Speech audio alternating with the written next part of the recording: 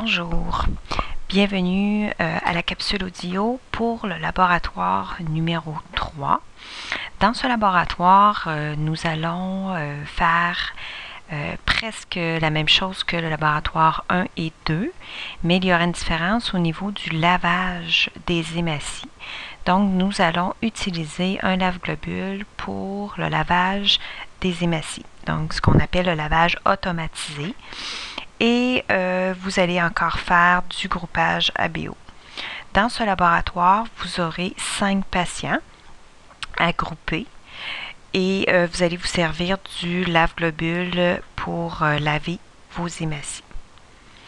Nous allons aussi voir dans ce laboratoire un petit peu de discordance ABO et nous allons traiter différents patients. Donc, nous allons faire des suspensions globulaires d'une différente façon, c'est-à-dire que la recette comme telle de la suspension globulaire 3 à 5% ne changera pas.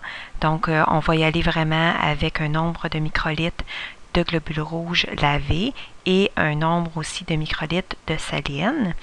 Mais avant, dans les 2 premiers labos, vous laviez vos globules rouges, ce qu'on appelait manuellement. Vous insériez de la saline dans les tubes et vous centrifugez au sérofuge 3 minutes. Donc, la façon de faire va être différente car nous allons utiliser, on appelle soit un lave-globule ou un lave-cellule. Je vous explique un petit peu en quoi ça consiste, un lave-cellule, mais nous allons le voir en démonstration en laboratoire. Donc, les laveurs de globules rouges sont des appareils qu'on dit automatisés.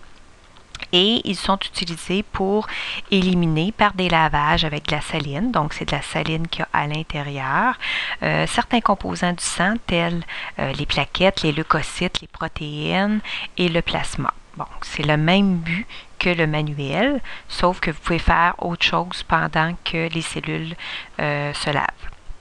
Donc, on dit que ces appareils peuvent effectuer plusieurs cycles de lavage. Donc, on peut programmer 3 cycles, 4 cycles, 2 cycles. Donc, c'est comme on veut. Donc, la première chose qui se passe dans le lave-globule, c'est qu'il y a une introduction, on met les tubes à l'intérieur comme un sérofuge. Okay, donc, il faut équilibrer. Et il y a une introduction d'une quantité de solution physiologique de saline qui se déverse dans chaque tube et c'est vraiment la même quantité pour tous les tubes. Par la suite, le soluté introduit, il est vraiment introduit sous pression afin de remettre en suspension les hématies. Donc, l'appareil n'a pas à rebrasser les tubes. Le fait qu'ils inversent la saline dans les tubes avec une force contrôlée, ça agite en même temps les hématies. Dans un troisième temps, il y a une centrifugation qui se fait, comme quand vous avez mis vos tubes dans votre sérofuge 3 minutes. En quatrième, il y a décantation automatique du soluté. Donc, je vais vous montrer à l'arrière de l'appareil, il y a une tubulure et cette tubulure-là déverse dans le fond de la saline les déchets que vous mettiez dans votre bécher. Donc, ça se déverse dans les lavabos au laboratoire. Et ce lave-globule-là fait ça, dans le fond, le cycle, il recommence le nombre de fois que vous lui demandez. Donc, il insère de la saline, il va agiter, bien, ça s'agite en même temps, il y a centrifugation, décantation, et fait ça le nombre de fois que vous lui demandiez. Quand les cycles sont finis, il y a un signal sonore qui indique la fin des cycles, et vous pouvez aller rechercher vos tubes. Bien sûr, vous allez être plusieurs à mettre vos tubes dans le lave-globule. Donc, il va falloir mettre vos initiales maintenant sur vos tubes de globules rouges au départ. Pour ce qui est de l'assurance qualité ou du contrôle de qualité pour le lave-globule, le volume de saline est vérifié quotidiennement. Ce n'est pas nous qui allons vérifier les volumes, c'est Julie qui fait ça à chaque jour. Donc, elle s'assure qu'il y a vraiment un nombre vraiment équitable de saline là, qui s'est vraiment équilibré au niveau de la saline dans chaque tube. Et aussi, elle regarde aussi la vitesse de centrifugation et la minuterie à peu près aux 6 mois pour voir si tout est conforme et c'est noté dans un cartable, bien sûr, mais c'est vraiment les techniciennes qui font ça. Donc, on va travailler vraiment avec le lave-globule et on va travailler avec ce lave-globule-là jusqu'à la fin de la session. Donc, cette partie-là va aller plus rapidement. Pendant que vos cellules vont se laver dans le lave-globule, vous allez pouvoir préparer vos tubes. Comme je vous ai mentionné, vous allez faire 5 patients dans le laboratoire numéro 3 et vous allez encore faire test globulaire et le test sérique. Donc, je vous pose une question. Lorsqu'il y a agglutination quand vous faites le test globulaire, donc, ça consiste à mettre en évidence soit les antigènes ou les anticorps sur les globules rouges du patient? La réponse, quand on fait le test globulaire, on met en évidence les antigènes parce qu'on utilise des globules rouges du patient avec des antisérums commerciaux. Pour ce qui est du test sérique, je vous pose la même question. Lorsqu'il y a agglutination, qu'est-ce qu'on met en évidence dans le plasma ou le sérum du patient? Dans notre cas, on travaille avec du plasma.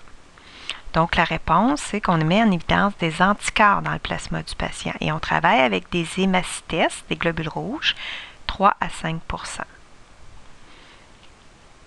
Je vous remets encore le tableau antigène-anticorps pour vous familiariser avec les groupes sanguins.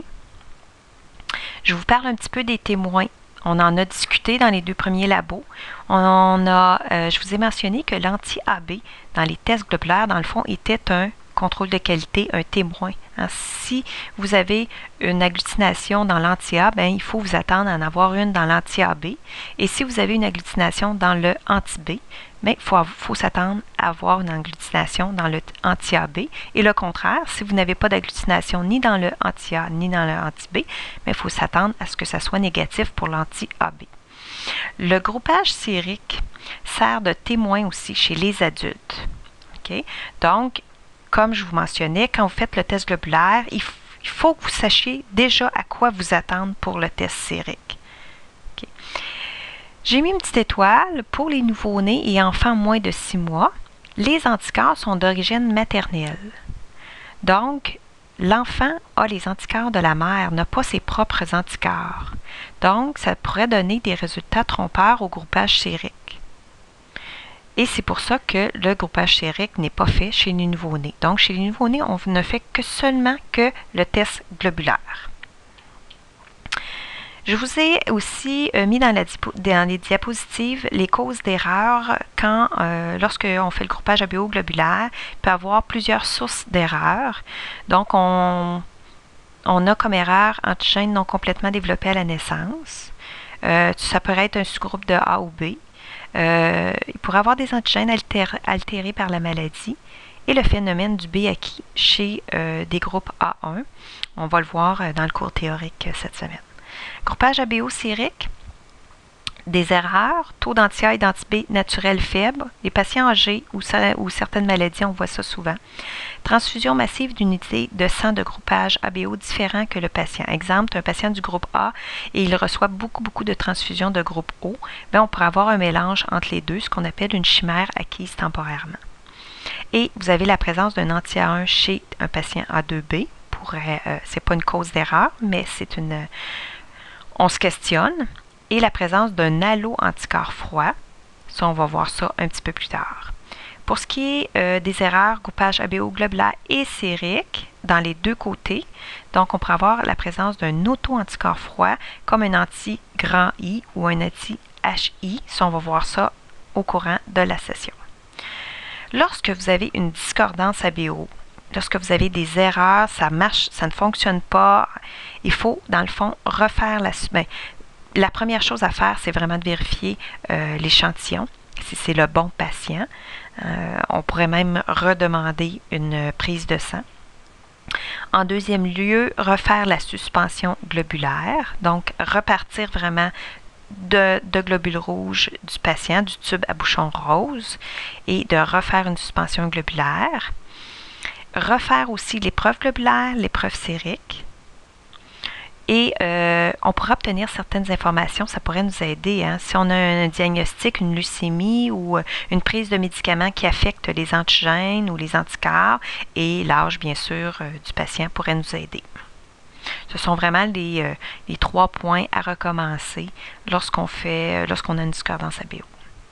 Je vous remets encore le rapport, comment le compléter. Bien important au niveau de l'initiale, de la date qui est de façon internationale, année, mois et jour. Vous devez mettre vos forces d'agglutination, 1 plus à 4 plus. Si c'est négatif, il faut indiquer vraiment NEG et vraiment bien interpréter votre groupe ABO à la fin. Donc, je termine. Le laboratoire numéro 3, vous allez faire 5 patients. Donc, vous préparez une petite fiche. Les techniques sont les mêmes, les procédures sont les mêmes pour test globulaire et sérique. Et on rajoute le lave-cellule dans ce laboratoire-là. Merci beaucoup.